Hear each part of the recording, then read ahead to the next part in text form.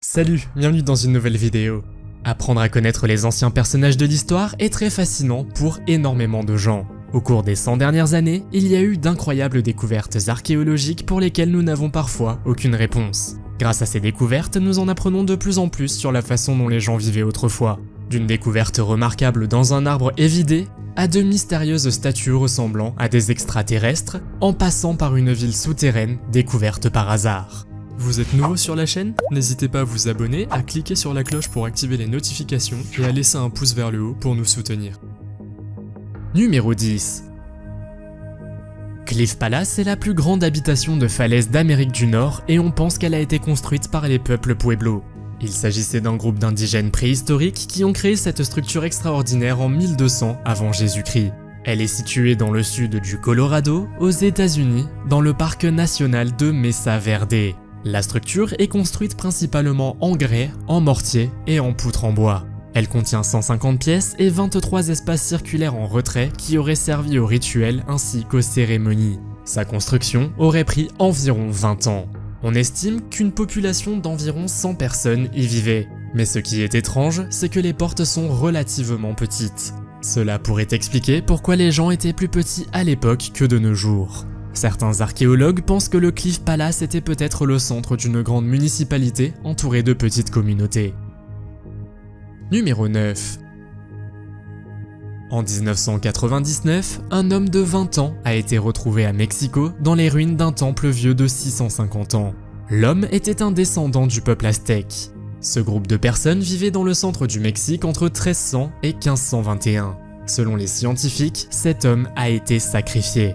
Il s'agissait d'une cérémonie religieuse pour les Aztèques qui croyaient rassurer leur dieu et leur épargner des souffrances. Cependant, cet homme tenait quelque chose entre ses mains.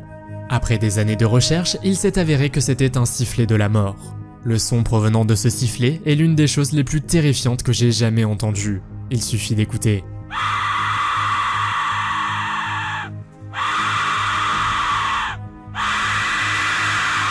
Les scientifiques pensent que ce sifflet était utilisé lors des sacrifices humains pour les dieux ou pour effrayer leurs ennemis.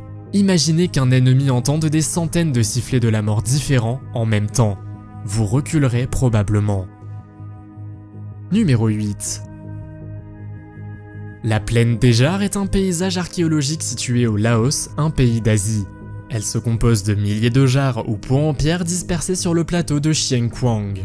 Les archéologues datent les jarres de l'âge du fer, et c'est l'un des sites préhistoriques les plus importants d'Asie du Sud-Est. Plus de 90 sites auraient été identifiés. Chaque site compte de 1 à 400 jarres en pierre, dont la taille varie entre 1 et 3 mètres. À ce jour, l'origine des pots est inconnue, bien que les archéologues pensent qu'elles faisaient partie d'une sorte de rituel funéraire. On estime que les pots ont été utilisés il y a environ 1500 à 2000 ans. En mai 2019, 137 autres pots ont été découverts dans une forêt montagneuse éloignée, répartie sur 15 sites différents. La plupart d'entre eux sont en grès, mais certains sont en granit et d'autres en calcaire. Selon les chercheurs, les pots semblent avoir été créés avec certaines connaissances. Malheureusement, on sait encore très peu de choses sur les personnes qui ont fabriqué ces pots et sur leur utilité. Numéro 7. En mars 2017, des archéologues ont trouvé une femme celte d'environ 40 ans enterrée dans un cercueil en tronc d'arbre, décoré de vêtements fins et de bijoux précieux. La femme a été trouvée lors d'un projet de construction près d'un complexe scolaire dans une sorte d'arbre évidé à Zurich, une ville de Suisse. On estime qu'elle a été placée là il y a environ 2200 ans. Cependant, elle est si bien conservée que les archéologues ont pu mettre au jour tout un tas d'informations sur la barre du trésor. Une analyse poussée de ses dents a conclu qu'elle aimait manger des féculents et des aliments sucrés. En outre, elle n'aurait effectué que très peu de travaux physiques de son vivant et portait une robe en laine fine avec une écharpe et un manteau en peau de mouton. Les archéologues ont été particulièrement intrigués par son collier qui était attaché entre deux broches, ce qui lui permettait de porter le cordon de perles précieuses en verre et en ambre jaune, ce qui était très unique pour l'époque. Numéro 6. L'artefact de Coso est un objet dans lequel une bougie d'allumage a été trouvée enfermée dans un morceau d'argile dure ou de pierre vieux de 500 000 ans par deux chercheurs d'or en Californie le 13 février 1961. Une bougie d'allumage est une partie du système d'allumage d'un moteur à mélange afin de fournir une étincelle électrique. On dit qu'elle a été inventée en 1860 par le Belge Étienne Lenoir. Alors comment se fait-il que cette chose soit coincée dans quelque chose de beaucoup plus ancien? Il existe plusieurs théories sur l'origine de l'artefact, notamment une ancienne civilisation avancée comme l'Atlantide, des extraterrestres préhistoriques qui ont visité la Terre, ou des voyageurs temporels qui ont perdu l'objet en visitant le passé. En avril 2018, il a été confirmé que l'artefact était une bougie champion de l'année 1920.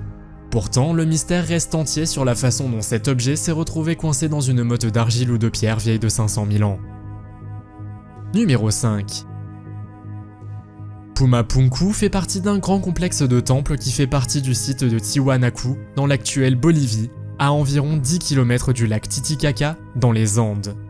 La ville de Tiwanaku, comme le lac, est située à une altitude d'environ 4000 mètres. On pense qu'elle date de 500 à 600 après Jésus-Christ, tandis que les premiers explorateurs Arthur Ponanski ont daté le site d'environ 13 000 avant Jésus-Christ. Ce site est l'un des sites antiques les plus mystérieux au monde. Et le mystère réside principalement dans la précision et la complexité des structures, telles que les pierres finement sculptées des portes et des blocs de pierre qui ont été assemblés avec précision, sans trace de ciseaux. Parmi les autres caractéristiques, citons les trous et les canaux percés avec précision dans certains blocs de pierre. Selon les tailleurs de pierre modernes, même avec la technologie avancée d'aujourd'hui, il serait extrêmement difficile de reproduire la précision observée. D'où les théories selon lesquelles ils ont bénéficié d'une aide extérieure ou disposé d'une technologie avancée qui a été perdue par la suite. On estime que ce site et ses environs abritaient environ 400 000 personnes. Selon les scientifiques, Pumapunku n'était pas terminé et était déjà abandonné lorsque les Incas ont conquis la région en 1470. Ce qui est arrivé à ces gens reste donc un vrai mystère. Selon les Incas, les figures de pierre pourraient avoir été les anciens dirigeants de la ville. Numéro 4. Nuku Hiva est la plus grande île du groupe des îles Marquises dans l'océan Pacifique qui fait partie de la Polynésie française. Le dernier recensement de la population en 2007 indique qu'elle compte 2660 habitants. Le régime alimentaire principal ici est principalement composé de pain, de fruits, de taro, de manioc, de noix de coco et de nombreux fruits qui poussent en abondance. En outre, ils mangent des chèvres, du poisson et occasionnellement des cochons qui errent à l'état sauvage sur l'île. Cette île est connue pour ses étranges statues qui peuvent être comparées à des extraterrestres. Les îles sont censées avoir été habitées en 340 avant Jésus-Christ et ont été observées à nouveau par des explorateurs espagnols en 1595. Lorsqu'ils sont arrivés sur l'île, ils ont été stupéfaits par les étranges statues. En effet, cela suggère que ces types d'êtres ont pu vivre sur l'île ou la visiter dans le passé. Les statues sont de taille variable. Par exemple, cette statue est grande et semble tenir quelque chose, tandis que ces statues montrent plusieurs petites créatures à la tête allongée et aux grands yeux. Vous commencez donc à vous demander si ces types de créatures ont réellement existé ou si ce n'étaient que des œuvres d'art. Mais de qui ou de quoi, cela reste un mystère à ce jour. Numéro 3. Le disque de ciel de Nebra est un disque de bronze relativement petit d'environ 31 cm de diamètre et pesant environ 2 kg. Ce disque date de 1600 avant Jésus-Christ et constitue l'une des découvertes archéologiques les plus fascinantes de ces dernières années. Le disque montre une demi ou une pleine lune avec le soleil, des étoiles et une bande dorée sur le bord. Il a été découvert par des chasseurs de trésors illégaux à l'aide de détecteurs de métaux près de la ville de Nebra, au sud-ouest de Berlin, en Allemagne. Ils ont trouvé le disque ainsi que 2 épées, des haches, un ciseau et des fragments de bracelets. Les chercheurs pensent qu'il s'agit de la plus ancienne représentation réaliste du cosmos, utilisée comme une horloge astronomique avancée. Il donne une représentation de la façon dont les gens de l'époque observaient le ciel et avaient une certaine compréhension des mouvements du soleil, de la lune et des planètes. Numéro 2. L'homme de Grobal est un corps humain préhistorique de l'âge du fer trouvé en 1952 dans le Jutland, une péninsule du Danemark. Le site de l'homme de Grobal est proche de celui où l'homme de Tollund a été trouvé 2 ans plus tôt. L'homme de Tollund figure également dans le livre Guinness des records comme étant le mieux conservé. L'homme de Grobal est également très bien conservé. Cet homme d'environ 35 ans a probablement été placé dans le marais en guise d'offrande, ce qui était courant à l'époque. où son corps a été naturellement préservé. Il serait âgé d'environ 2200 ans et constitue l'une des découvertes les plus spectaculaires de la préhistoire au Danemark. Aujourd'hui, l'homme de Grobal est visible au musée Mosgard, près de la ville d'Aarhus. Numéro 1. Les archéologues ont découvert environ 36 villes souterraines en Turquie, dont la plus importante est Kaymakli et Derinkuyu. Derinkuyu, selon les archéologues, a 3500 ans et abritait environ 35 000 à 50 000 personnes. La ville a été redécouverte par hasard en 1963 lorsqu'un homme rénovait sa maison et a démoli un mur.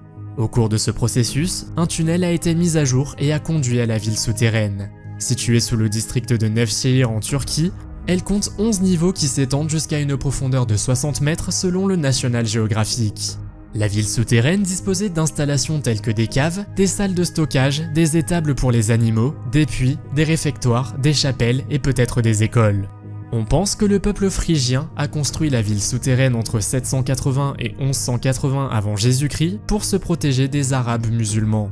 La ville était reliée à d'autres villes souterraines par des kilomètres de tunnels.